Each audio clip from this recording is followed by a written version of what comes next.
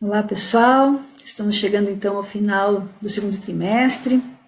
Nunca poderíamos imaginar que ficaríamos tanto tempo distantes do colégio, né, fazendo então todas as atividades de forma remota.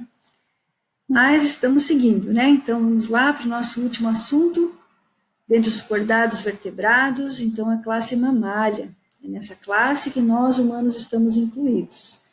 Vamos seguir, pensar um pouquinho, de modo geral, na classe mamália, então um grupo bem grande, em termos de diversidade, principalmente. São descritas atualmente cerca de 6.500 espécies. A diversidade de formas, de lugares onde esses animais são encontrados é bastante grande, então eles são amplamente distribuídos. Nós podemos encontrar desde animais que vivem na região polar, então em altas latitudes. Nós temos algumas formas que vivem em regiões mais montanhosas, então regiões elevadas. Nós temos formas que vivem em ambiente aquático marinho, ambiente aquático de água doce, que nós temos as baleias. Nós temos, então, junto a ambientes aquáticos de água doce, como eu falei, nós temos formas que conseguem, inclusive, habitar o ambiente aéreo, né? Conseguem voar, que é o caso dos morcegos. Temos de tamanho também, é muito variável, nós temos pequenos morcegos, como é o caso aqui, ó, em cima de um polegar, até baleias grandes, né? Que podem chegar, no caso do macho, a 30 metros de comprimento. Então, são maiores do que os grandes dinossauros, né? Que eram encontrados aí no passado, que já foram extintos, né, há um bom tempo. Então, formas e ambientes os mais variados possíveis. Observe, então, o caso aqui do ornitorrinco, que tem inclusive um bico. Então, esses animais são aqueles que põem ovos. Então, lembra os ancestrais do grupo dos mamíferos, né, lá no caso os répteis. Então, o que vai tornar os mamíferos tão diversos, né, ocupar tantos ambientes diferentes? Uma boa parte, então, do funcionamento deles deve-se ao fato desses animais serem endotérmicos. Então, a endotermia foi um grande avanço, uma grande novidade evolutiva para esse grupo, assim como foi lá no grupo das aves, certo? Então, a endotermia está presente aqui nos mamíferos também. Então, observe aqui a posição dos mamíferos, então, como um grupo bem derivado dentro da história evolutiva dos cordados, lembrando que eles estão numa linhagem diferente daquela das aves. As aves compartilham de um ancestral comum com os dinossauros, os crocodilianos, então, do grupo dos Archosaura, e os mamíferos estão num outro ponto, a partir de uma outra linhagem reptiliana separada, que nós vamos ver agora. De qualquer forma, todos esses grupos répteis, aves e mamíferos estão aqui dentro do grupo dos amniota, então eles compartilham de um ancestral que possui, então, aquele ovo amniótico, né, com as membranas extraembrionárias. Então, os mamíferos, os poucos que põem ovos, têm ovo amniótico. E o que nós temos de principais novidades evolutivas para definir um mamífero? Então, um dos nomes já ajuda, né? Mamália é porque mamíferos vão ser dotados de glândulas produtoras de leite e glândulas mamárias. E o fato de surgir, então, aqui, como novidade evolutiva também, os pelos. Nós temos uma lista enorme de sinapomorfias da linhagem dos mamíferos, que nós vamos citar na sequência. Então, a linhagem que eu falei, que é separada, então, lá do caso das aves, dos demais répteis, os mamíferos descendem de uma linhagem comum com outros répteis extintos, amniotas extintos, que são os sinápsidos, em função do tipo de crânio. Então, sinápsida está relacionado com o padrão craniano. Se vocês lembrarem lá que nós falamos das tartarugas, os mais antigos amniotas existentes, eles não têm nenhuma abertura na lateral do crânio. Então, lá nas tartarugas, o padrão do crânio é o padrão anápsido. Tá? Então, ali, as tartarugas não têm aberturas fósseis na região temporal, nessa região após a órbita. No grupo lá dos répteis e das aves, a linhagem é chamada diápsida, porque o crânio, eles possuem, então, além da órbita, 2 pares de aberturas ou fossas temporais. Então, eles estão mostrando uma lateral, no outro lado vai ter mais 2 aberturas como essa. Então, essas fossas ou aberturas temporais, lembra que são pontos de apoio para a musculatura, que vai conectar o crânio à mandíbula. Então, esse padrão diápsido real, original, ele é encontrado no tuatara, que é aquele réptil bem parecido com o lagarto lá da Nova Zelândia, e também nos crocodilianos. Os demais diápsida, que é o caso dos outros répteis, os lagartos, as serpentes e mesmo as aves, que são arcossáurios, eles têm um padrão diápsido, mas é modificado, não é exatamente desse jeito, mas eles são na mesma linhagem. E a linhagem dos mamíferos, que é a linhagem do sinápsida, esse padrão aqui. Observe, então, a região da órbita aqui está o pós-orbital e o osso chamado jugal. Então, essa fossa temporal é um par, vai ter uma de cada lado, e ela está numa posição diferente dessas duas aqui, ou desse fóssil desse grupo que é totalmente distinto, certo? Então, o padrão sinápsido também então, tem fósseis temporais, mas em local diferente dos demais répteis, né, e aves que a gente já tinha falado, certo? Então, aqui seria uma reconstituição de um sinápsida extinto, então é só uma reconstituição, então lembra um pouco realmente os outros répteis, mas então o padrão de crânio já é um padrão então sinápsido. Então, dentro dessa linhagem, o grupo mais próximo, então, onde estamos incluídos nós mamíferos, é o grupo dos terápsida, sinodonte. Então, aqui seria uma reconstituição do sinodonte fóssil, então seria o mais próximo do que seriam então, os mamíferos atuais. Tá? Então, já com pelos, com todas as características de um mamífero, mas esses aqui seriam formas extintas. Observe bem esse termo, terápsida é a linhagem dos mamíferos. Lá das aves era terópoda, tá? Então, nas aves, junto com os extintos dinossauros, lá o Tiranossauro Rex, os demais, eles são terópoda. E aqui o mamífero é terápsida, só para não confundir aí, caso você tenha que responder alguma questão em prova. A classe mamália, ela é muito antiga, ela é do período Triássico, ou seja, quando os primeiros mamíferos surgiram no planeta, ainda existiam os grandes dinossauros, que hoje estão extintos. E as aves ainda não tinham surgido. Então, o mamífero é mais antigo do que as aves aqui no planeta Terra. Então, são duas linhagens separadas, evoluíram, então, em dois momentos diferentes. Então, os mamíferos são mais antigos. Lógico, os primeiros mamíferos, eles eram pequenos, talvez no tamanho de um musaranho, né, aquele roedorzinho. Então, depois que foram se diversificando e se espalhando pelo planeta, mas os primeiros mamíferos já existiam lá na época dos dinossauros.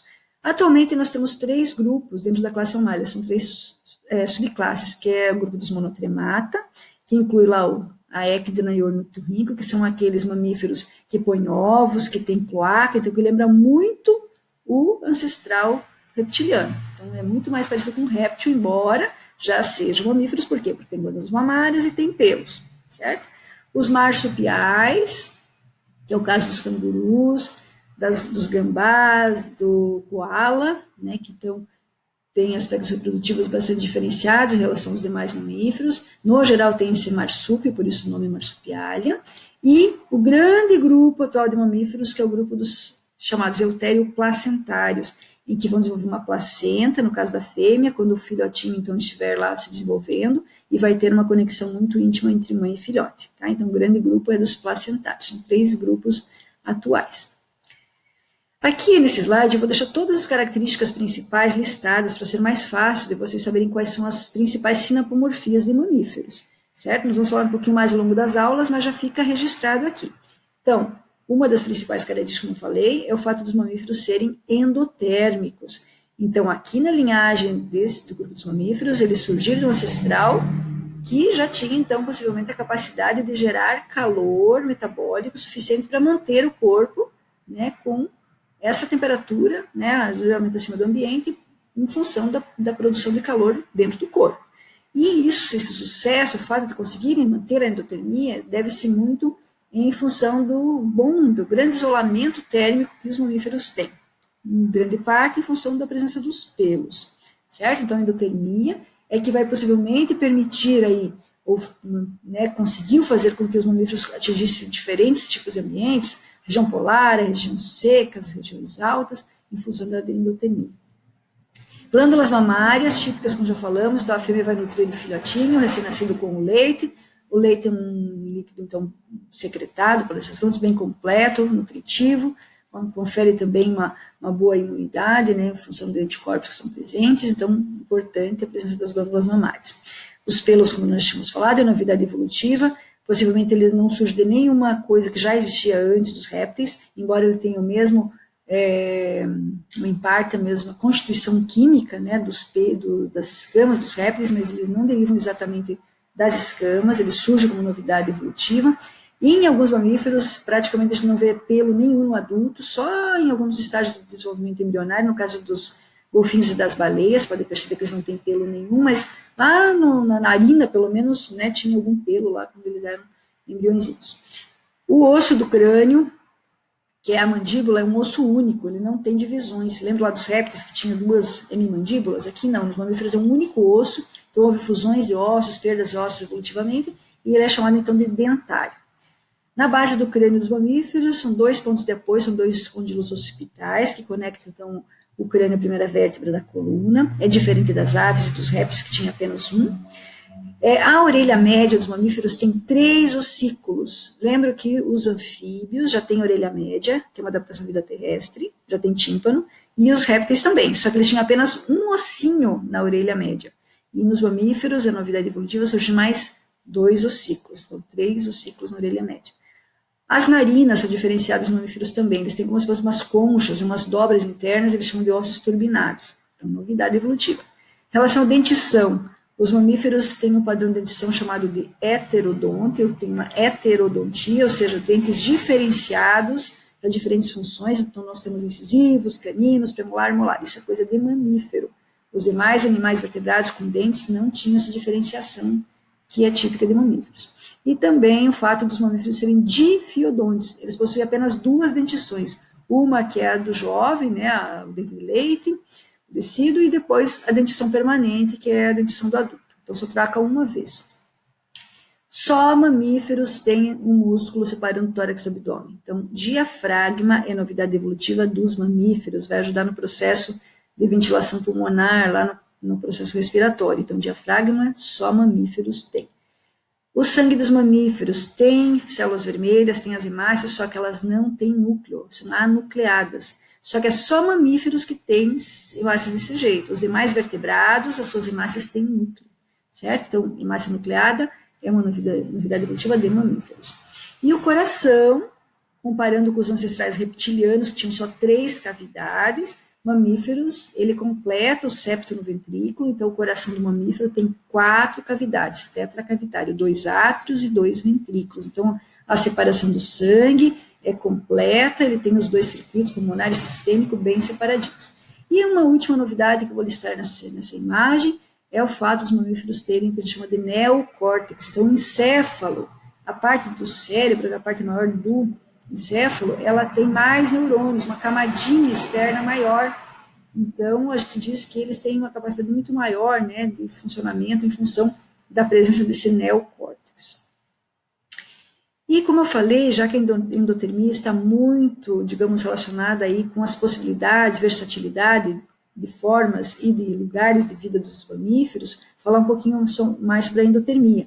Lembre que todos os invertebrados, os peixes, os anfíbios, os répteis eram ectotérmicos. Então, eles dependiam da temperatura do ambiente, do calor, né, da energia vinda do ambiente externo para funcionar. Os mamíferos, e assim como as aves, eles são endotérmicos, ou seja, eles geram calor metabólico, então o calor vem de dentro.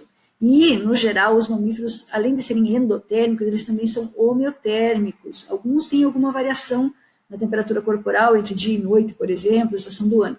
Mas a maioria dos mamíferos mantém uma temperatura corporal constante.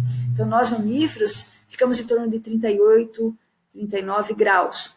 As aves, elas são mais quentes que nós mamíferos. Elas podem chegar a 42, né? Então, fica entre 40 e 42 graus no caso das aves. Então, sempre que você segurar uma ave na mão, você vai sentir que ela está mais quentinha que você. Por quê? Porque elas têm uma produção maior ainda de calor. Certo? Agora, uma coisa importante, além de conseguir produzir o calor interno, é o fato de conseguir isolar esse corpo do ambiente externo. Então, para manter esse calor, é importante um bom isolamento. Aqui sim nós podemos dizer que mamíferos têm uma pele espessa, que tem anexos nessa pele, que é especialmente os pelos, né, que vão ajudar no isolamento térmico. Ou, de repente, falar que, né, esses mamíferos que não têm pelo, mas estão em regiões úmidas, né, frias, que eles têm uma boa camada de gordura para ajudar a funcionar, então, como isolamento térmico. Lógico que tem que ter uma alta taxa, né, de funcionamento do seu corpo, uma alta taxa metabólica para poder gerar esse calor. Então, normalmente, precisa ter muito alimento disponível, especialmente nas épocas mais frias, para poder, né, transformar isso, então, gerar calor. E é importante ter um equilíbrio, né, entre a produção e o consumo. Em algumas situações, os mamíferos precisam se livrar do calor, especialmente nos momentos mais quentes, ou que vivem em regiões mais quentes. e aí eles têm estratégias, né? O próprio isolamento já evita que eles, né, ganhem muito calor, mas em algumas situações eles têm áreas do corpo, como é o caso aqui, por exemplo, da orelha do coelhinho, pode ver que ela é mais rosada, que é uma área mais, assim, desprovida de pelos, ou com pouquinhos pelos mais ralinhos, que é por onde ele consegue, no momento que passa o sangue aqui, perder calor, eles chamam de janelas de calor. Então, muitos animais têm áreas do corpo que têm menos pelo, por exemplo, para poder perder melhor o calor. Esse cachorrinho aqui, que é lá do Peru, é o perro peruano, ele não tem pelos, é um cachorrinho sem pelos. Então, tem algumas situações que acontece isso também. No caso dos camelos, o deserto, um caso bem característico, porque lá o deserto ele pode ser muito quente durante o dia, muito frio durante a noite e ainda tem a falta da água, né? Então, são situações bem extremas.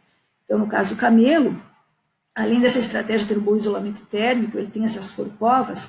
Então, no caso do camelo tem duas, no caso do dromedário tem uma só, mas são corpos gordurosos. Então, além disso aqui já serviu como um bom isolante térmico, então, no caso, tanto para a penetração da radiação solar, ele desvia um pouco, né, essa radiação, e evita também perda, ele também pode usar essa gordura que fica aqui como uma reserva e metabolicamente converter ela em água, se esse animal tiver, né, com uma desidratação muito intensa. Embora ele consiga tomar muita água, estocar muita água, né, para poder aguentar, né, um momento mais sem disponibilidade de água, ele vai ter toda uma, digamos, uma variação de temperatura, inclusive entre áreas do corpo, para poder, então, manter um equilíbrio. Durante o dia, como eu falei, é muito quente no deserto, e à noite geralmente é muito frio, então ele tem que conseguir lidar com esses dois extremos. E ainda, como eu falei, economizar água. Então, tanto as fezes do camelo, por exemplo, a urina, são muito concentrados. Então, praticamente, quando ele libera as fezes, por exemplo, elas são muito secas já, ele cai no leite seco, então muitos que até usam como combustível para queimar, né, no deserto, os humanos que estão atravessando o deserto.